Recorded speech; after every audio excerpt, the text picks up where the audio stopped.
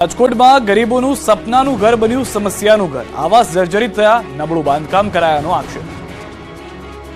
પ્રધાનમંત્રી આવાસ યોજના હેઠળ સરકાર દ્વારા જરૂરિયાતમંદ લોકોને મકાન બનાવી આપી પોતાનું ઘરનું સપનું પૂરું કરવામાં આવે છે. પરંતુ કેટલાક ભ્રષ્ટ અધિકારીઓ, કોન્ટ્રાક્ટરોના લીધે આ ઘર હવે જર્જરિત બની ગયા છે.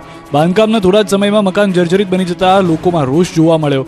રાજકોટમાં વૃંદાવન સોસાયટીમાં 9 વિંગમાં કુલ 320 જેટલા ફ્લેટનું બાંધકામ કરવામાં આવ્યું. પરંતુ કેટલાક ભ્રષ્ટ અધિકારીઓ અને કોન્ટ્રાક્ટરોના પાપે નિર્માણ કાર્યના માત્ર 8 જ મહિનામાં સરકાર દ્વારા આપવામાં આવેલ સપનાનું ઘર હવે રહીશો માટે સમસ્યાનું ઘર બની ગયું છે. મકાનોમાં પોપડા પડવા લાગ્યા છે. નબળા બાંધકામના કારણે આવાસ યોજના હેઠળની આ સોસાયટીઓમાં બનેલા મકાનોમાં મસમોટી તિરાડો પડી ગઈ છે. રાજકોટમાં આવાસ યોજનામાં ભ્રષ્ટાચારને લઈને સોસાયટી અને રહીશોમાં ભારે રોષ જોવા મળી રહ્યો છે. સોસાયટીના 320 ફ્લેટમાં 100 જેટલા પરિવાર રહે છે, ત્યારે રહીશો બિલ્ડિંગના જોઈન્ટમાંથી પથ્થરો પડવા, પોપડા પડવા, પાણીની સમસ્યા, ભેજ સહિતની સમસ્યાનો સામનો કરી રહ્યા છે. સ્થાનિકોનું કહેવું છે કે મકાનોમાં પાણી ધીમી ગતિએ આવે છે અને ક્યારેક તો પાણી આવતું જ નથી. સાથે જ મકાનની છત પરથી પોપડા પડી રહ્યા છે. કેટલાક મકાનોની દિવાલોમાં તો મોટી તિરાડો પણ પડી ગઈ છે. કેટલાક ઘરોની ટાઇલ્સ પણ તૂટી છે.